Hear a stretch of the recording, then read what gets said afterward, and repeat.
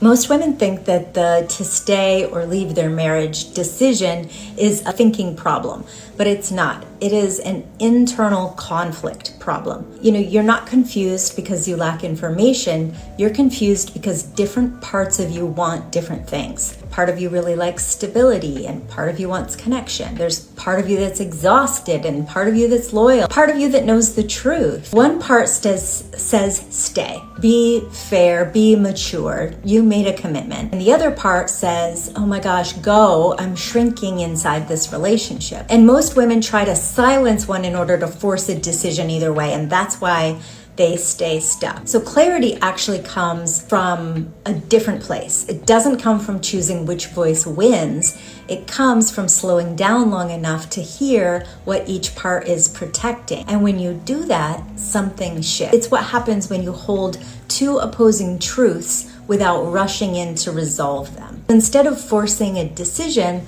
a new level of clarity emerges on its own. It is not a compromise. It's not even a justification. It's like this steady knowing that happens. So staying without abandoning yourself, leaving without running from yourself. Those aren't opposites. They're actually outcomes of self-trust. So here's your North Star in this. Instead of asking yourself, should I stay or should I go? Ask yourself this: if I live this choice for the next 5 years, who do I become? And then notice your body. Does it soften? Does it brace? That response gives you a lot of information. It's not fear, it's not drama, it's truth. And once you can hear it, the decision stops being chaotic and it starts being clear. And that is how clarity actually works. My name is Betsy Paik and I help women make big decisions on whether to stay or leave their marriage. Y'all, the honesty from this woman and this man completely blew me away. They have diagnosed what is going on with this dating culture that is such a problem right now. So here's my issue with guys. Oh, And this is not, I'm not saying this is you, but It is. I feel like we're living in this world right now. I'm calling it wounded feminine energy, where guys are living in that instead of just taking charge and being like, I'm going to plan the date. I had a guy the other day be like, well, you're really the Nashville local, so I'm going to let you figure it out. And I was Ew. like, I'm not planning this date. Right. No, I'm sorry. You're right though, but I think my problem is maybe this is a lot of people get afraid of getting a bruised ego. And I'm like, Of course. I'm going to say, But that's not masculine. let's go salsa dancing. And she's like, Okay, but I think that's the issue right now is guys are so afraid of their ego getting bruised. One thing that I do it. One thing that I do is that I'll say I'm already planning something and say, do you want to come along? No. Because that's easier. No. That helps my ego. Exactly. It's where we cannot be asking girls out from a place of Okay, our tell me ego. how to do it. You need to, because I think girls need to feel wanted. Do you ask guys on dates? Yeah, what? Because Okay, I'm the ego. girl. Okay, ego. No, because I'm the girl and I'm traditional and I want to be Okay.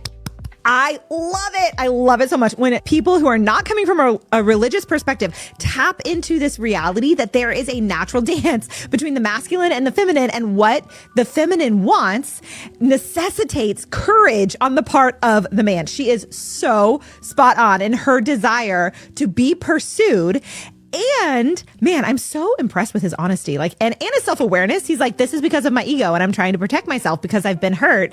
And she's like, okay, well, that's not masculine. Don't do that. Oh my goodness. How different would this dating culture be if people just had the courage to say, this is I'm asking you on a date. And then if women had the courage to be kind, if they were going to say no, ooh, I love it. All right, make it make sense. 2 examples. One, I did a video a while back about how in communication initially with people on dating apps, if you approach like a nice guy, you get minimal response. If you respond quickly, if you show interest, if you write a couple questions or a larger response, you get minimal response back. But if you experience the other side of it, in that you respond not necessarily in a healthy manner, a more risque manner, you get more of a response. And all of us guys talk about this. But even the algo itself if I go back and look at the comments, the likes, the views, you can see that negative emotions or videos that stir up negativity get way more interaction than when I talk about spirituality or being accountable or being aware and geared towards growth. So it's a real question. Is this a larger societal issue that maybe news has conditioned everybody to? That, you know, negativity wins? I don't know. I'm asking. I'm actually asking. A lot of modern women continue to say that men aren't putting forth effort. Yes, I am. I'm just not giving you the effort because you on some BS. I have nothing against going 50-50. I think it's a beautiful thing to split the bills and the responsibilities with your partner so you can both lighten the load on each other's shoulders. What a beautiful theory that is. But in reality, 50-50 with a man and a woman in a patriarchal society and in general, because equality is not equity, it just doesn't exist. It's oddly convenient that the easiest part of 50-50 to track is finances, money, bills, and it's oddly convenient that those are the only things that you have an outer source telling you when you must do it. Because if you don't pay a bill, someone's going to come and take that thing away that you're not paying for.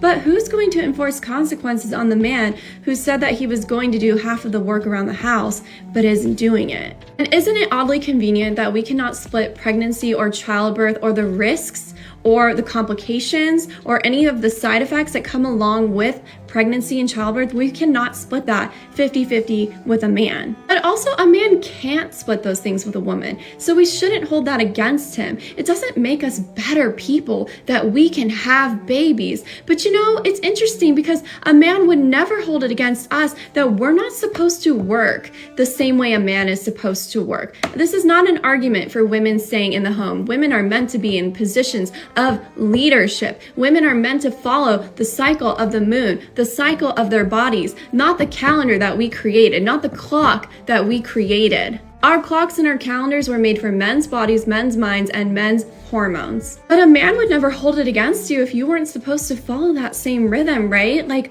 we're allowed to take as much maternity leave as we want, right? And if we have our periods, it's okay for us to stay home and miss work and face no consequences whatsoever, right? Because why would you hold somebody's biology against them? You wouldn't. Ladies, I as a woman with strict dating standards am going to hold your hand when I tell you this.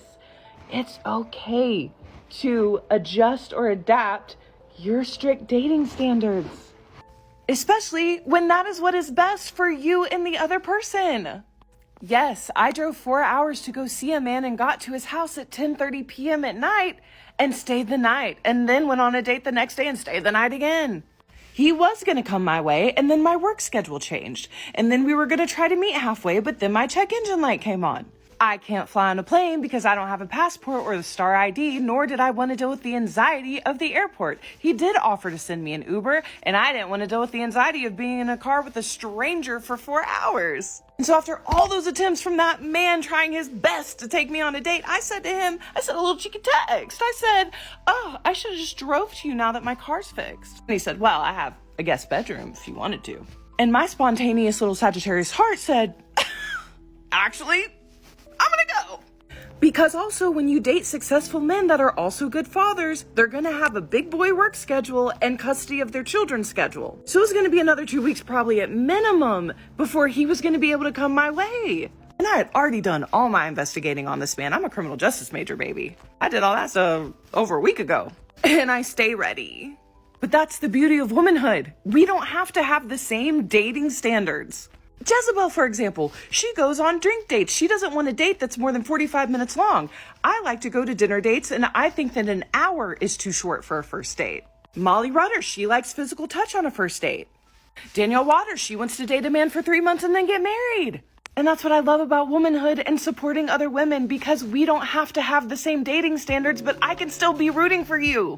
And I was safe and had a really great time and would totally go on a second date with him. My list of hobbies that make you undateable. If at any point during our relationship or marriage you decide to pick up these hobbies, I'm immediately leaving. Number 1, gambling. I feel like this one is completely understandable. You could never be with someone who is bad at managing the family's finances or someone you can't trust with your family's finances. One key trait that you tend to see in gamblers, which I've seen through my guy friends, is the fact that they're very emotionally unregulated. One minute they're the happiest person in the world, and next they are so angry they're kicking things, throwing things, punching things. It's basically like taking care of a super hormonal teenager. Your partner's job is to make your life easier, not harder. If this is not an issue that you had to deal with in the beginning of the relationship, you don't have to stay and tolerate this behavior. Number 2, playing video games excessively. I don't mind if we have a day off and we want to play video games because we're bored, but if I'm working around the clock and I come home and you're sat playing video games for more than 3 hours a day, you have too much time on your hands, you need to get another job. I personally would not be able to stay in the relationship or marriage simply because I come from a household where everyone is very hardworking. We barely ever had the time to sit at home and just la-di-da. So if I see that prevalent in my partner, that is not something that I'm going to be okay with. Number 3, wanting to own or ride a motorcycle. Not a single person on this earth should disagree with this one. I have never once heard of a story where someone gets in a motorcycle accident and comes home with all limbs and their life. I can never be with someone so careless with their life, especially if they hypothetically had a family that they'd leave behind if anything were to happen. Lastly is cave diving. I'm honestly shocked that I don't hear this one enough. There has to be something wrong with you for you to see a tiny crevice and be like, yeah, I want to go through that. Imagine you see a path the diameter of your waist and you're like, yeah, let's go in there. What could possibly be on the other side? Maybe some treasure? Girl, death. Don't play with me. Men have started going their own direction and quit fixing the mistakes and the foolishness. And some of the stuff is not even a mistake. It's just you doing whatever you want to do and expecting a man to save you.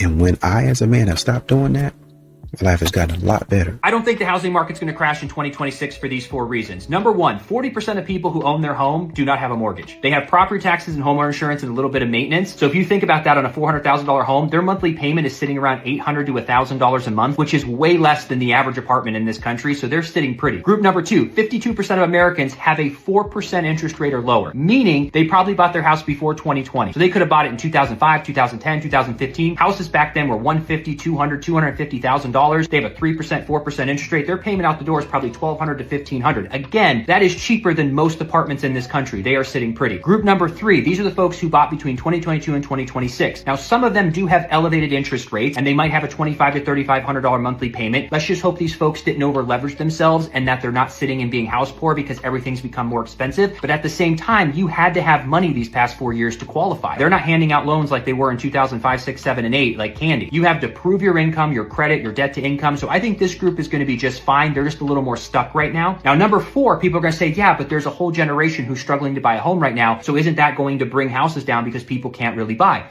Sure, but the top 3 groups aren't selling. They're kind of stuck because who would want to get rid of their paid off house to go get a 6% interest rate? Who would want to get rid of their 3 or 4% interest rate for a 6% interest rate? And the people in group 3 who just bought didn't really have enough time for their house to appreciate in a meaningful way. So if they sold after just 2 or 3 years, they're probably going to break even or lose money. So they're not selling. So I think the market's just stale. It's just stuck. If rates go back up to 6.5% or 7%, I think it's going to be a little bit of the same. If they drop to 5%, will it move the market a little bit? And if it does move the market, will the 5% interest rate encourage more buyers, which will then encourage prices to go up a little bit? We got to have to see what happens in the next 3 to 6 months. But I personally just don't think the market's going to crash by 30 or 40%. I do think there's going to be localized markets that are going to see potentially a 3% dip or something like that. But 20, 30, 40% crash, my personal opinion, do your research. I do not think so.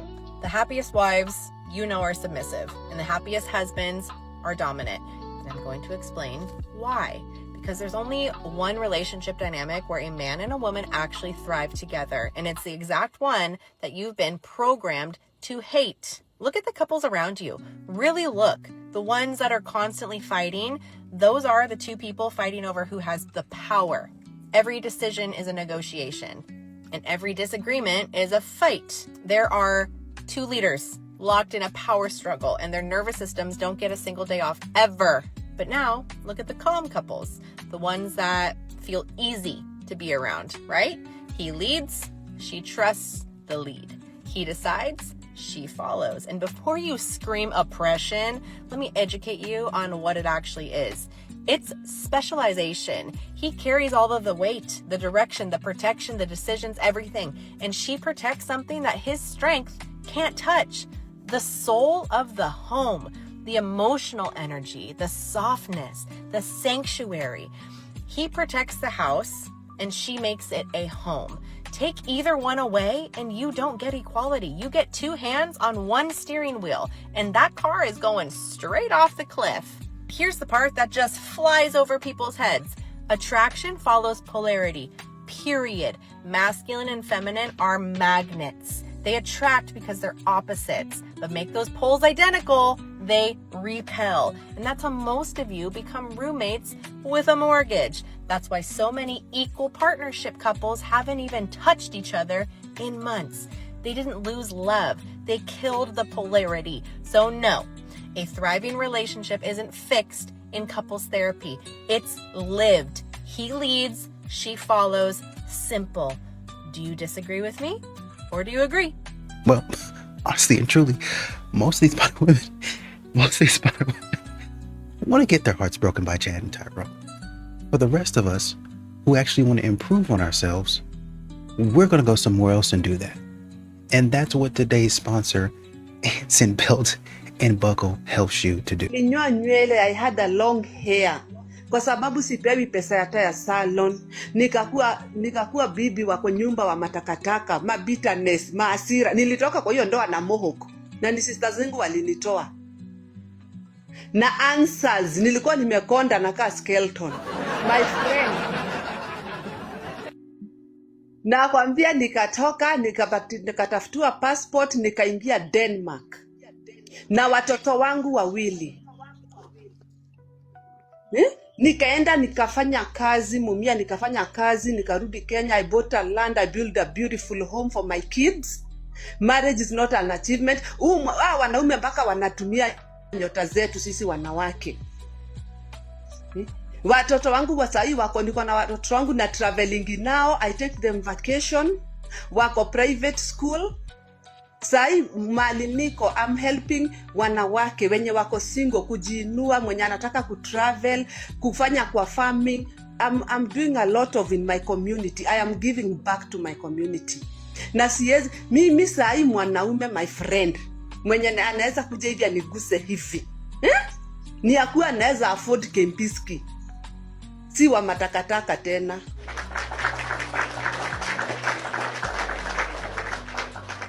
Thank you.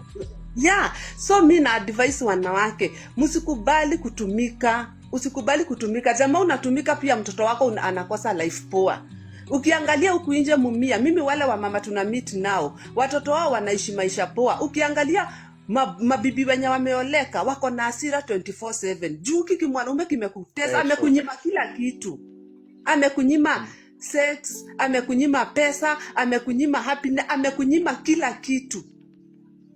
Mumia nilikuwa nalalanga na t-shirt ya Tusker.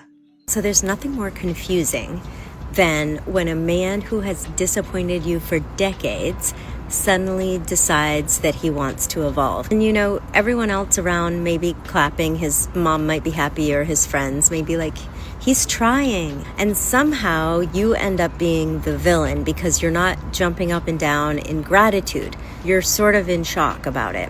But here's the thing, his growth is his responsibility. It's not your project or your job. And you can appreciate that he's taking steps and you can still be completely exhausted from the years or decades where he hasn't. You can see that he's putting in effort and you can still feel kind of unsure about it. You can really hope that everything he does sticks, but not want to celebrate every little thing that he does. All of those things can coexist at the same time. And I think what happens is this quiet dynamic where you become the emotional adult, right? You're managing and smoothing things over and carrying all the weight like the mother in the relationship. So when he finally steps up and wants you to see his growth, Something in you just says, I am so tired. And sometimes anger actually gets louder because when your husband starts changing, you realize that he could have done this years ago. And that can be really hard. So here's your North Star in all this. If he keeps doing the work consistently without you dragging him and without you managing it and without you mothering him through it, would you actually want to stay? Not stay because he's trying, not stay because he's brought you this little gift of him doing something, but because he's truly accountable and he's self-led and he's that kind of partner now. Because if he's serious, he will keep doing the work whether or not you clap.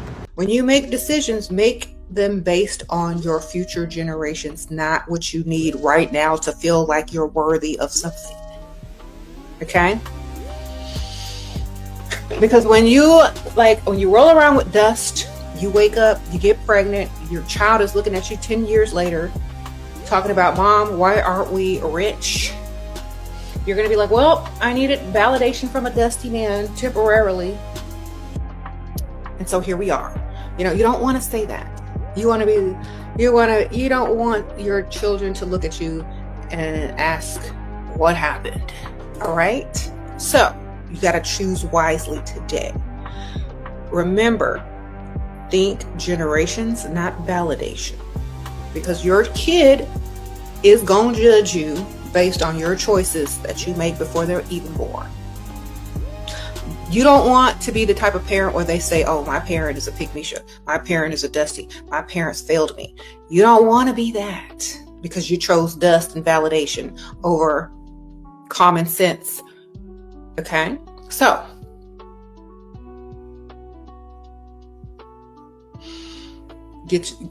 start thinking like that.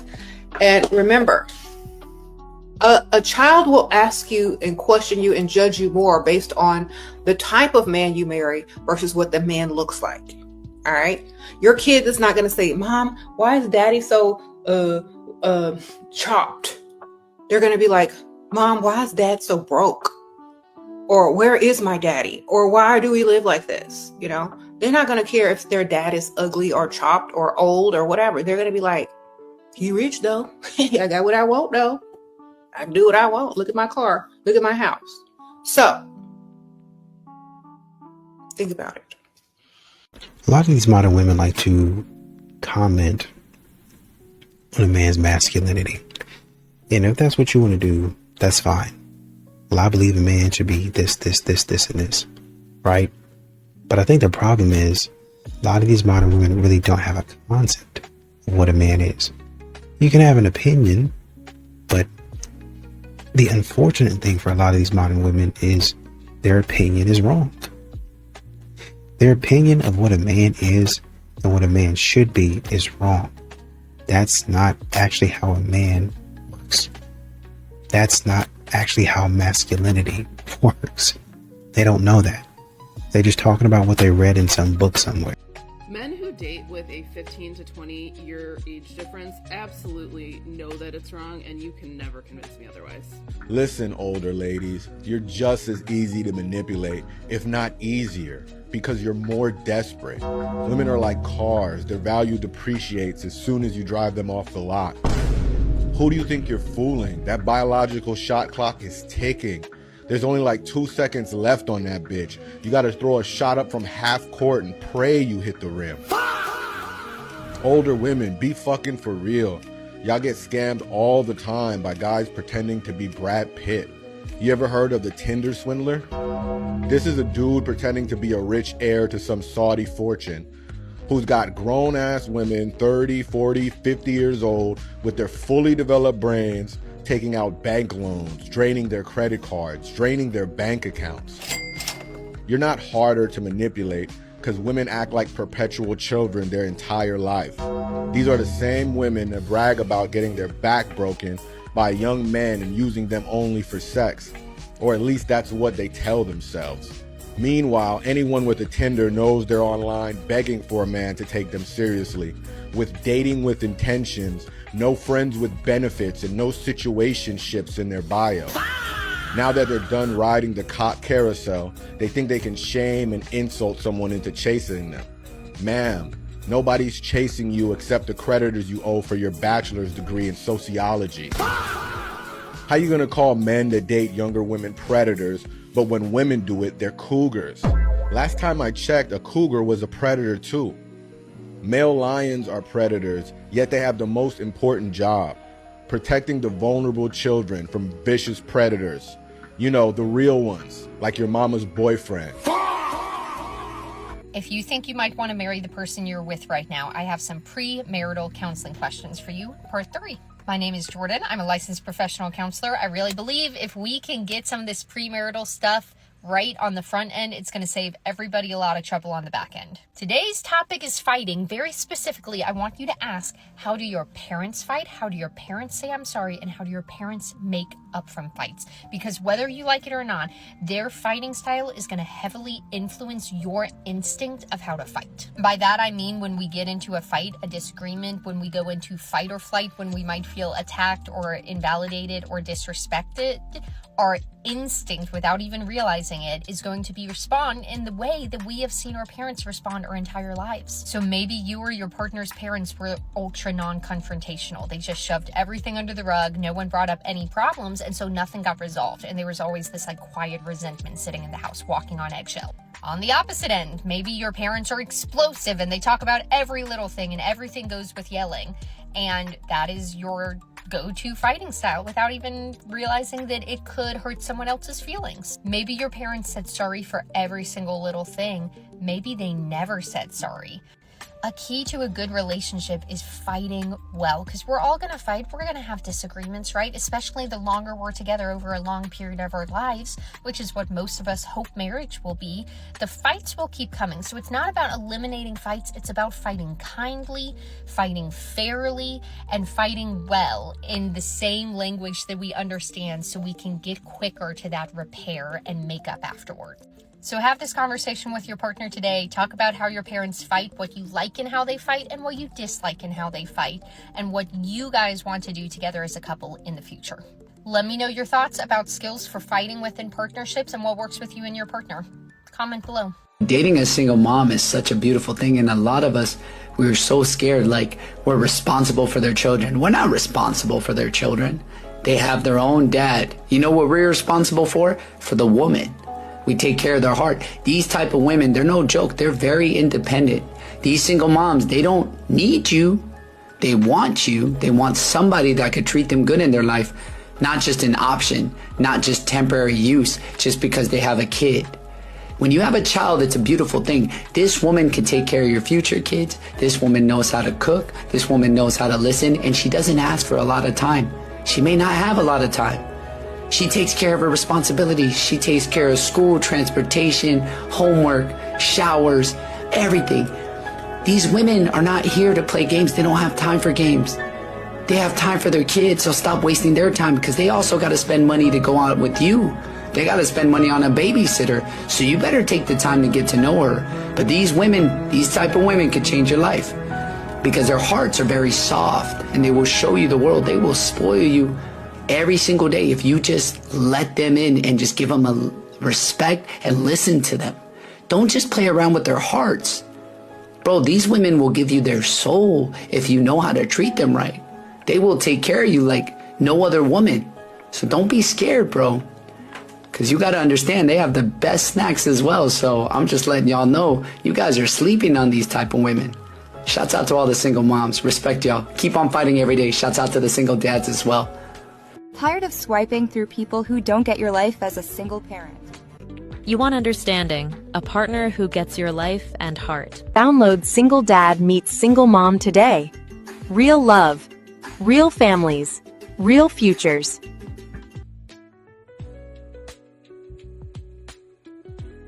I've approached thousands of women in my life, and I've learned that most men kill their chances the moment they hear no. I've had some rejections that have shaken me to my core. I'm talking about never wanting to approach ever again. But then I also had some really nice rejections, and women that told me no, I ended up sleeping with maybe months or even years after the fact. The best response to rejection is doing nothing.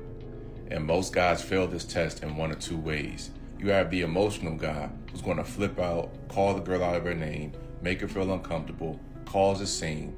And when you do this, you prove to the girl she made the right decision. Then you have the second kind of man, and this man is just as bad. He's going to sit there, still talk to the girl, be a friend, listen to her problems, and just take a weakened position. And guys, women hate when you will take crumbs if you know you deserve more. So again, what's the right move? Whenever you're talking to a girl and she tells you no, hey shorty, it was good talking to you, appreciate your time, then you walk your ass away. And by the way, this doesn't only apply to women, guys. This applies to sales, business deals, everything.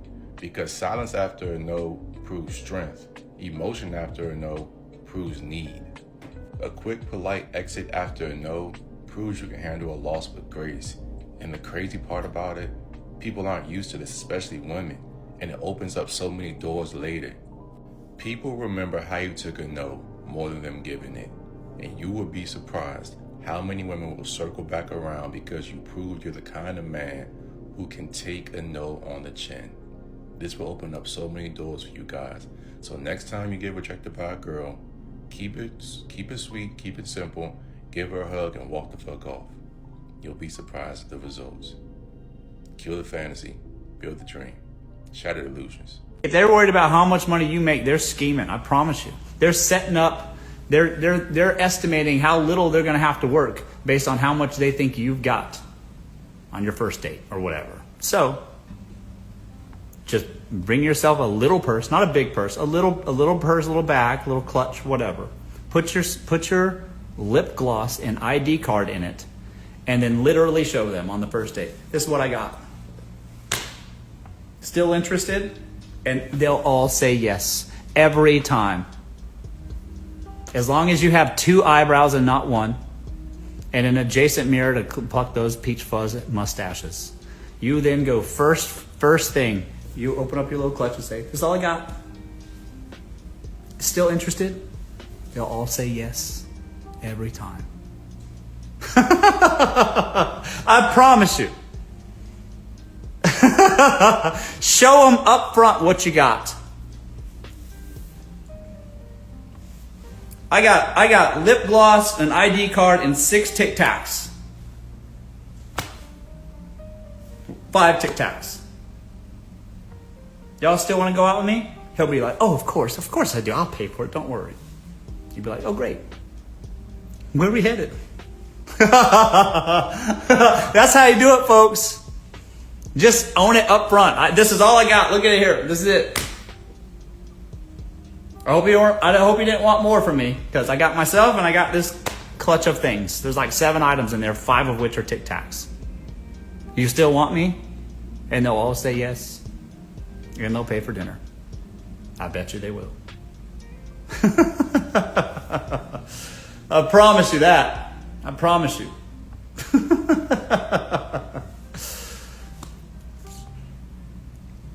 And you know, you have to understand that when you ask about where all the good men are, a lot of these men are quiet. They're right in front of you. They didn't disappear. They just quiet. I'm selective.